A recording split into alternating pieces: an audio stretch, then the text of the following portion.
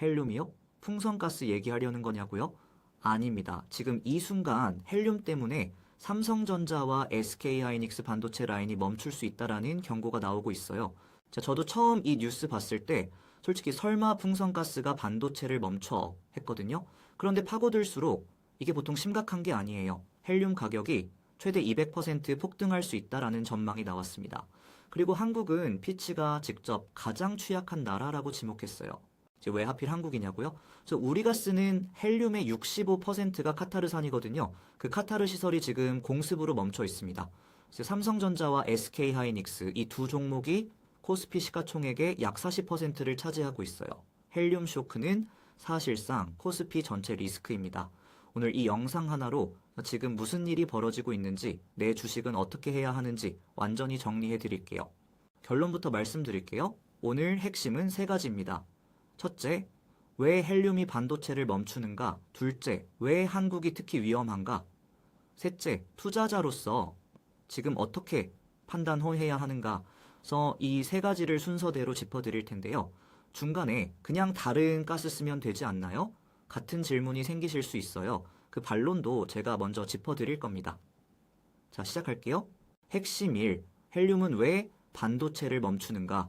헬륨이 반도체 공정에 쓰인다는 거 아셨나요? 저는 몰랐거든요. 처음에는 어차피 원가에서 차지하는 비중이 얼마나 된다고 했는데 알고 나니 이 완전히 다른 문제였어요.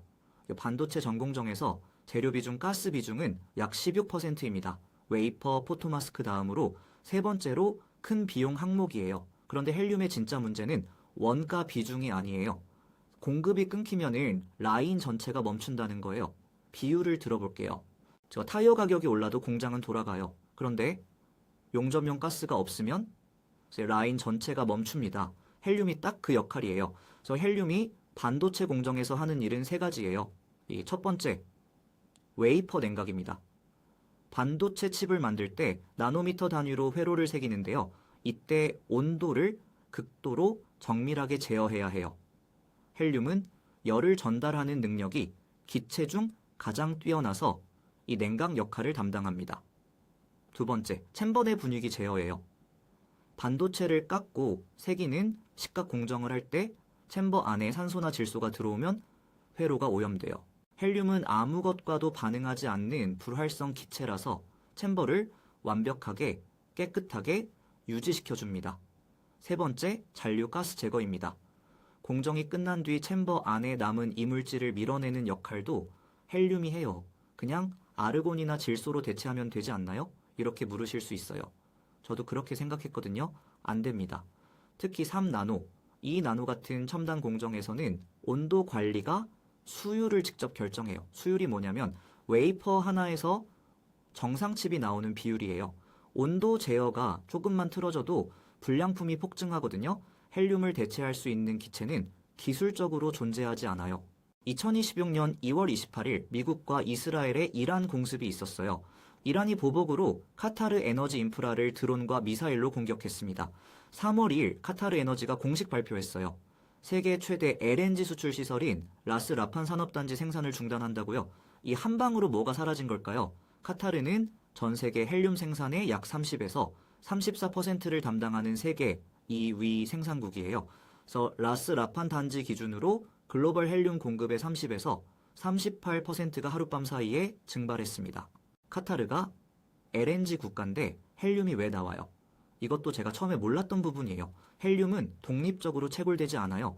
LNG를 생산할 때 극저온 증류 과정에서 부산물로 같이 나와요. 그러니까 LNG 시설이 멈추면 헬륨 생산도 자동으로 멈추는 거예요. 마치 정유 공장에서 휘발유 뽑다가 나프타도 같이 나오는 것처럼요.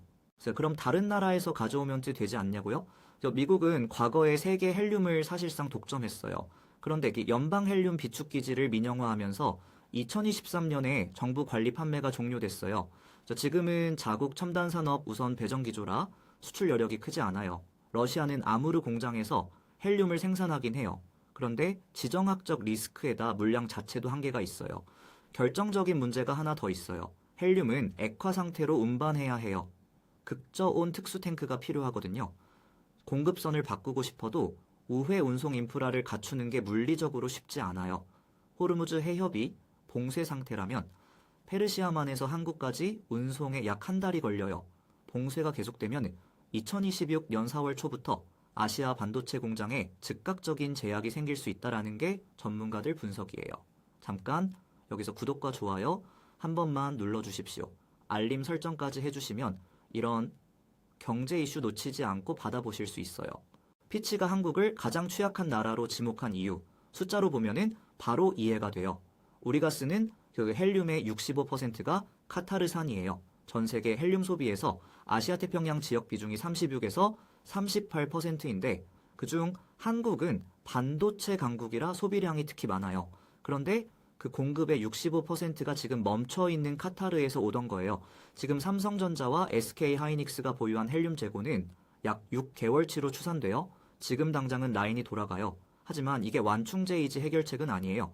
산업연구원 보고서를 보면 호르무즈 봉쇄가 3개월 이상 지속될 경우 한국 제조업 전체의 생산 비용이 최대 11.8% 상승할 수 있다고 나와요. 반도체만의 문제가 아니라 제조업 전반의 문제가 되는 거예요. 헬륨 가격은 어떻게 될까요? 이미 스팟 가격이 급등세를 보이고 있어요. 사태 장기화 시 최대 200% 폭등, 거기에 추가로 50% 더 상승할 수 있다라는 전망이 나오고 있어요. 여기서 이런 반론이 나올 수 있어요. 어차피 헬륨이 반도체 원가에서 차지하는 비중은 1%도 안 된다면서요. 그럼 별거 아닌 거 아닌가요? 맞아요. 평상시엔 그래요. 그런데 공급이 끊기면 이야기가 완전히 달라져요. 삼성전자의 2025년 1분기에서 3분기 유틸리티 비용만 6조 8,695억 원이에요. SK하이닉스는 같은 기간 2조 2,505억 원이고요.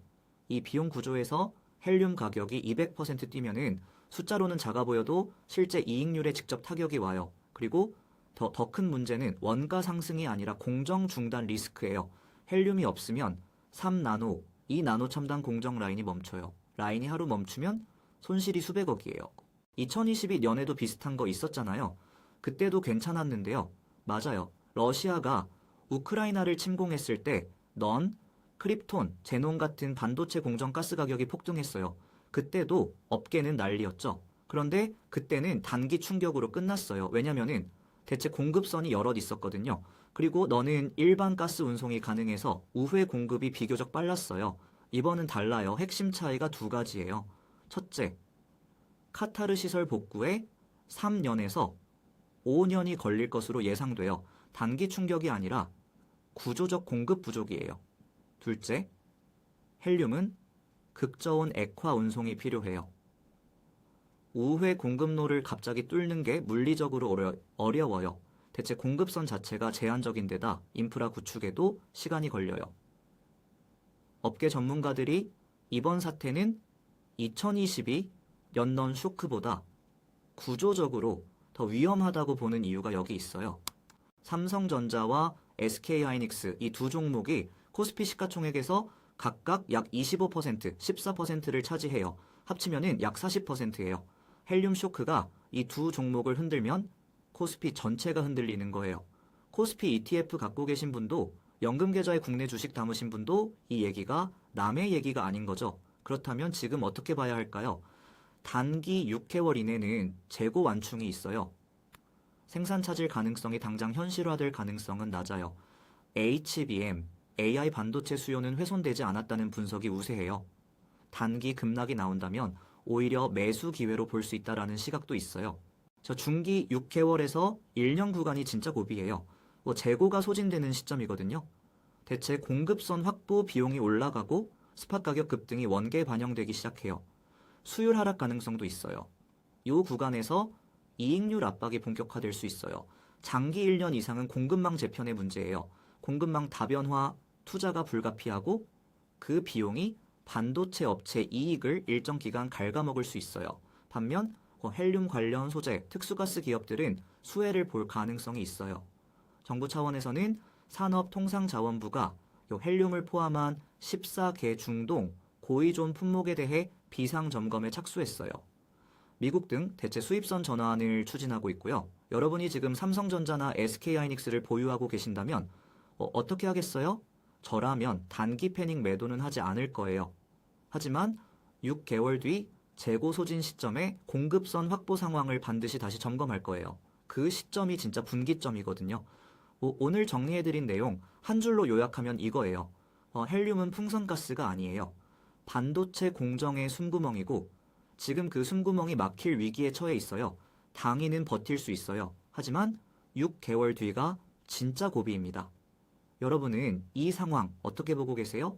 삼성전자, SK하이닉스 지금 어떻게 대응하실 건지 댓글에 여러분의 생각을 적어주시면 다음 영상에 반영하겠습니다. 오늘도 끝까지 봐주셔서 감사합니다.